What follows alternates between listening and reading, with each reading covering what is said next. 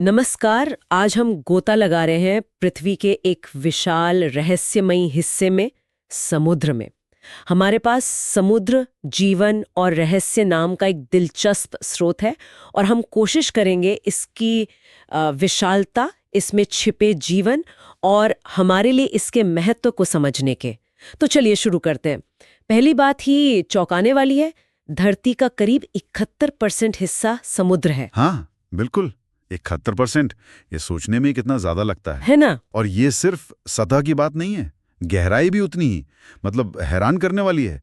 जैसे स्रोत बताता है, प्रशांत महासागर में कुछ जगहें, जैसे मरियाना ट्रेंच, वो 11,000 मीटर से भी ज्यादा गहरी हैं। 11,000 मीटर? हाँ, सोचिए जरा। और फिर अलग अलग महासागर भी हैं, अटलांटिक, हिंद, आर्कटिक, अंटार्कटिक, हर एक की अपनी खासियत है। ये गहराई वाली बात, स्रोत इन अलग अलग गहराइयों के बारे में क्या बताता है? क्या हर जगह एक जैसा है? नहीं, बिल्कुल नहीं। स्रोत असल में अलग अलग जोन्स या क्षेत्रों की बात करता है। सबसे ऊपर जहां सूरज की रोशनी पहुंचती है वो है सनलाइट जोन, करीब 200 मीटर तक। ज्यादातर जीवन जो हम जानते हैं, मछलियां, पौधे, वो सब यही मिलता है। अच्छा, जहाँ रोशनी है, ये तो समझ आता है। हाँ, फिर जैसे जैसे नीचे जाते हैं रोशनी कम होती जाती है। आता है ट्वाइलाइट जोन, करीब 1000 मीटर तक, धुंधला सा अंधेरा। और फिर आता है अबिसल जोन, 4000 से 6000 मीटर। यहाँ तो पूरा अंधेरा, भयानक ठंडा और दबाव बहुत ज्यादा। बाप रे। और इससे भी नीचे, हाँ, सबसे नीचे जो महासागरीय खाइयां हैं वो है हैडल जोन, 6000 मीटर से भी नीचे। और कमाल की बात यह है, जैसा स्रोत इशारा करता है कि हर जोन में जीवन ने खुद को ढाल लिया है। अजीबोगरीब जीव मिलते हैं वहां। वाकई, अंधेरे और इतने दबाव में भी। बिल्कुल, यही तो प्रकृति का चमत्कार है। जीवन रास्ता ढूंढ ही लेता है। ये तो अविश्वसनीय है। अच्छा, और जो ऊपरी हिस्से हैं जहां जीवन ज्यादा है, वहां विविधता कैसी है? स्रोत क्या कहता है इस बारे में? विविधता तो बस पूछिए मत। स्रोत बताता है कि मछलियों की ही करीब 30,000 से ज्यादा प्रजातियां हैं। 30,000? सिर्फ मछलियां? हाँ, सिर्फ मछलियां। और फिर व्हेल और डॉल्फिन जैसे बड़े समुद्री स्तनधारी भी हैं। और कोरल रीफ्स, उन्हें तो स्रोत समुद्र का जंगल कहता है। हाँ, ये मैंने पढ़ा, समुद्र का जंगल। और ये बिल्कुल सही है। लाखों छोटे बड़े जीव वहां रहते हैं, उन्हें खाना मिलता है, सुरक्षा मिलती है।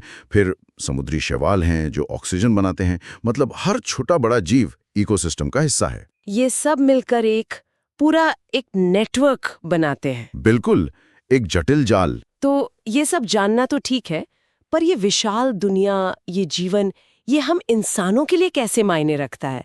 इसका हमसे क्या लेना देना? अरे बहुत गहरा लेना देना है, सीधा असर है हमारी जिंदगी पर। स्रोत इसके आर्थिक पहलू पर रोशनी डालता है, जैसे मछली पकड़ना।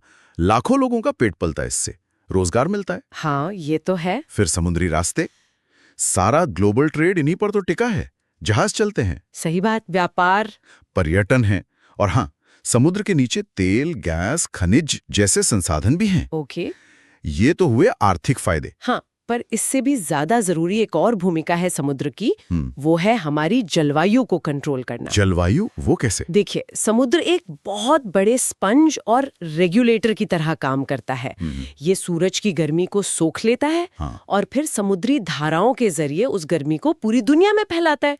इससे तापमान मतलब बहुत ज्यादा गर्म या ठंडा नहीं होता। अच्छा, एक तरह का ग्लोबल एयर कंडीशनर कह सकते हैं। और ये कार्बन डाइऑक्साइड भी सोखता है, हवा से CO2 खींच लेता है, जो ग्लोबल वार्मिंग कम करने में मदद करता है। ओह, ये तो बहुत ही महत्वपूर्ण काम हुआ। बिल्कुल।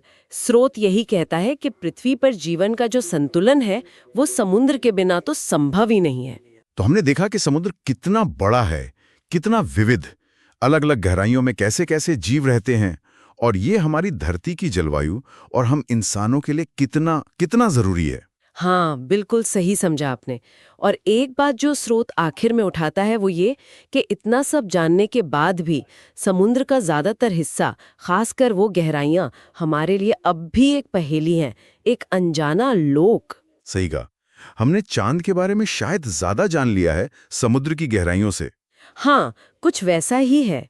तो ये एक बड़ा सवाल छोड़ जाता है हमारे लिए। क्यों उन अंधेरी अनजानी गहराइयों में और कौन से रहस्य छिपे हैं?